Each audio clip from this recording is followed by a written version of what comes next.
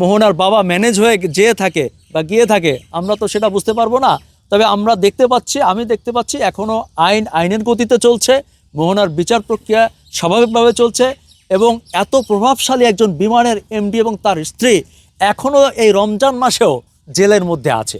So আমরা মনে করি যে সব কিছু ঠিকঠাক মতো আছে। তবে হ্যাঁ, মোহনা বা মোহনার বাবা তারাও যে ভালো কাজটি করেছে তা না। আমরা ধরুন বিমানের এমডির প্রতি অভিযোগ তুলছি যে কাজটা খুবই খারাপ করেছে, তার স্ত্রী যেভাবে খুন্তি পড়া দিয়েছে, এটা অমানুষের কাজ, এটা কোনো মানুষ কোনো দিন সুস্থ মানুষ করতে পারে না। ঠিক তেমনি পাশাপাশি আমরা কিন্তু এটাও মাথায় রাখছি যে ছোট্ট একটা মেয়েকে এই বাসায় কাজে দিতে হলো কেন? তাদেরকে পুরুষ হিসাবে এইটুক দায়িত্ব ছিল না এই মেয়েটাকে নিজে কাজ করে ইনকাম করে খাওয়াবে? তা আজকে বড় বড় কথা বললে হবে না, তো সব পক্ষই দেখতে হবে।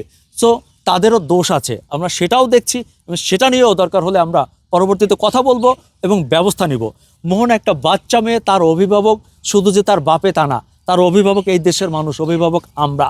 তার ভালোর জন্য সর্বোচ্চটুকু করা হবে, সে যেই হোক তার বিরুদ্ধে অবস্থান নেওয়া হবে এবং আমাদের অবস্থান থাকবে তাকে সঠিক বিচার পাইয়ে দেওয়া এবং তার একটি উজ্জ্বল ভবিষ্যৎ গড়ে দেওয়া। আমি এটা শুনি নাই কখনো। আমি সোশ্যাল মিডিয়া যত ঘাটাঘাটি করেছি দেখেছি, আমি কখনো শুনি নাই যে আলী আসগর ইমন বিক্রি হয়ে গেছে। পাশাপাশি আমার যারা ভক্ত দর্শক শ্রোতা আছে, এদেশের সাধারণ মানুষ আছে, তারাও জানে, তারাও বিশ্বাস করে যে আলী আসগর ইমন কোনো দিন বিক্রি হবে না।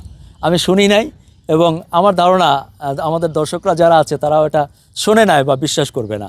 আর ব্যক্তিগতভাবে বিমানের এমডি কিংবা তার স্ত্রী বা তাদের পরিবার কারোর সাথে আমার ব্যক্তিগত শত্রুতাও নেই, সখ্যতাও নেই। আমরা শুধুমাত্র ন্যায় বিচারের জন্য কাজ করছি। ইনশাল্লাহ যতদিন আমার বুকে প্রাণ আছে আমরা মানুষের কথা বলবো, সত্যের কথা বলবো। আমি সাংবাদিকতা এসেছি মানুষের জন্য। আমাকে অনেকে বলে, ভাই চেহারা সুরত তো সুন্দর, নায়ক হইলে পারতেন। সেটাই, নায়ক হইলেই পারতাম। আমি মিডিয়াতে নায়ক হইতে আসি নাই, সেলিব্রিটি হতে আসি নাই। আমি মানুষের সেবা করতে আসছি এবং যতদিন সত্য থাকবে সত্যের পক্ষে আমি থাকবো।